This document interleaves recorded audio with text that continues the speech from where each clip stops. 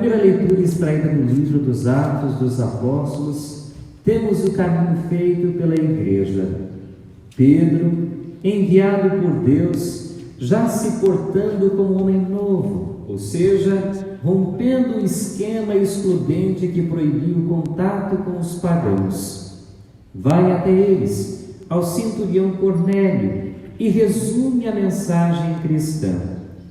Pedro diz a Cornélio e a sua família: Jesus passou a vida fazendo bem e curando todos os que estavam dominados pelo mal.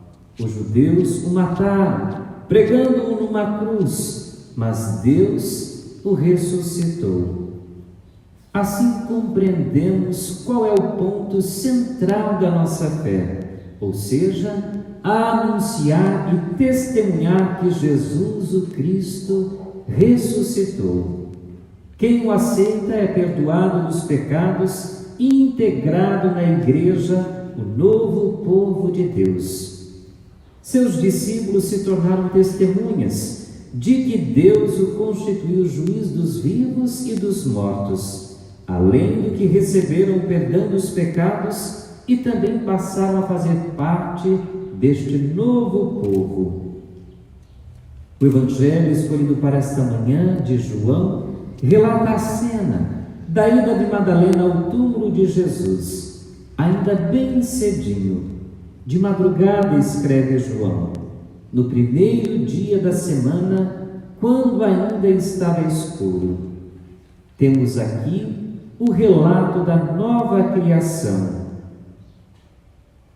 No primeiro dia era escuro, e esse escuro pode nos recordar o caos que havia exatamente antes da criação, como vimos ontem na celebração da vigília, na leitura do livro do Gênesis.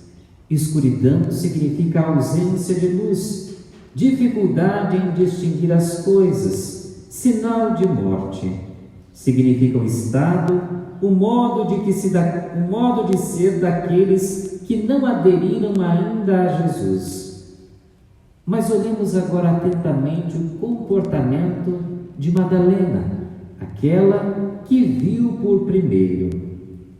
Dentro dela existe algo que a incomoda, ou seja, algo que a faz não se contentar com o que está vendo.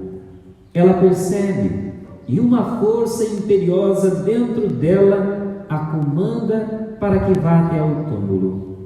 E em meio a tantos os sinais de morte, ela é a única, é a primeira mulher que faz a sua adesão total ao Cristo. Busca pela vida dentro dela, e não a busca pelo corpo de Jesus, mas a busca por Ele, por sua vida, por seu amor. Quando se depara com um túmulo vazio, aquele ambiente silencioso, ela corre rapidamente até Pedro.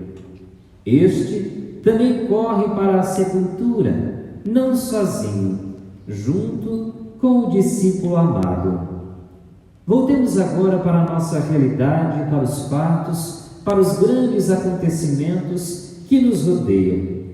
Quantas vezes vivemos num ambiente de morte e nada fazemos? Injustiças, fome, discriminação, preconceitos, falta de recursos médicos, farmacêuticos, tantas carências e tantos sofrimentos. E muitas vezes somos coniventes com tudo isso.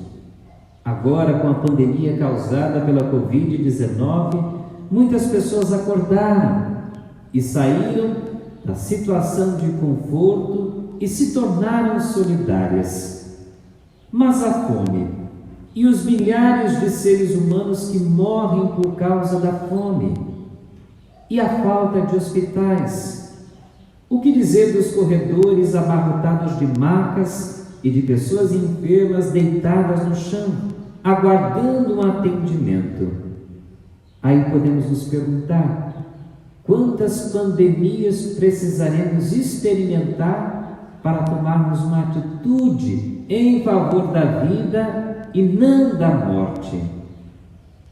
Recordo aqui, em 10 dias se construiu um hospital num tamanho de 25 quilômetros, o espaço onde foi construído. 2,5 quilômetros. 2 hospitais, em 10 dias, rapidamente.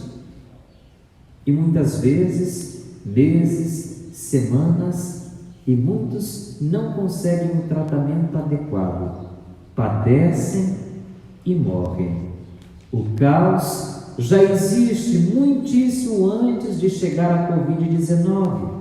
Aí nos perguntamos, e nós cristãos, acomodados em nossa zona de conforto, onde foi parar a nossa adesão à vida? Os nossos olhos estavam cerrados no nosso egoísmo, na própria satisfação, na própria ilusão da riqueza, do ter, do poder e do prazer?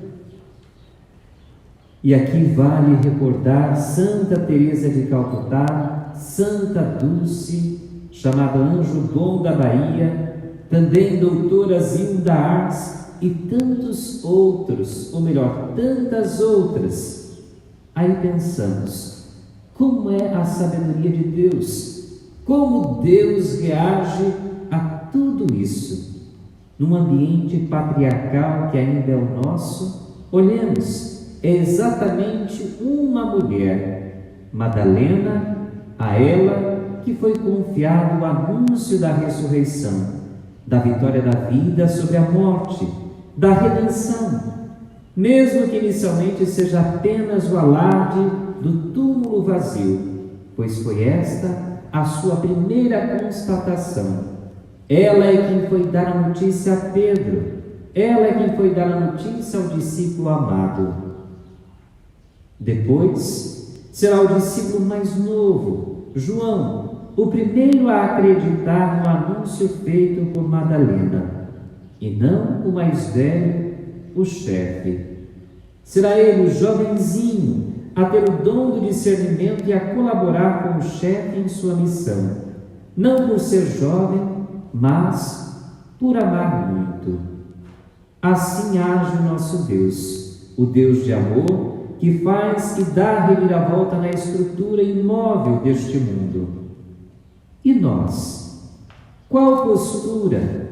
A do homem novo, do que ama segundo Jesus, ou a do homem velho, que olha primeiro a lógica, os interesses materiais, como acontece no caso da Covid-19, entre outros, de acordo com as normas e leis injustas deste mundo?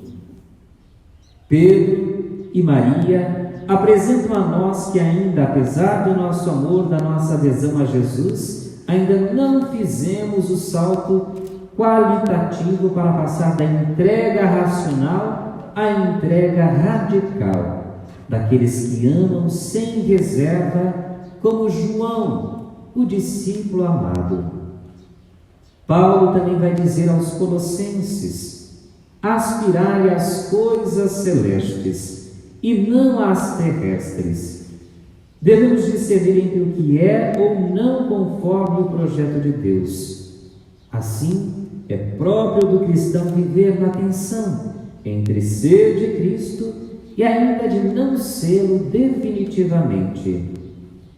Irmãos e irmãs, que nossas boas obras manifestem nossa total e radical adesão à vida nova, esta vida que Cristo nos traz iluminados pela sua ressurreição. Não temos dúvida, o Senhor ressuscitou. Apesar do cansaço da hora, os discípulos voltaram para Jerusalém. A boa nova impõe e deve ser anunciada a todos. A vida venceu, a fé e a esperança em um mundo melhor, um mundo novo, sem sofrimento, dor e morte, se tornou realidade. A bondade se impôs para sempre, a caridade e o amor triunfaram. Para concluir, eu pergunto a você e também me pergunto: como vou viver o dia de hoje, em que contemplo esse grande mistério que vem ao meu encontro? o Senhor ressuscitou. Ficarei paralisado?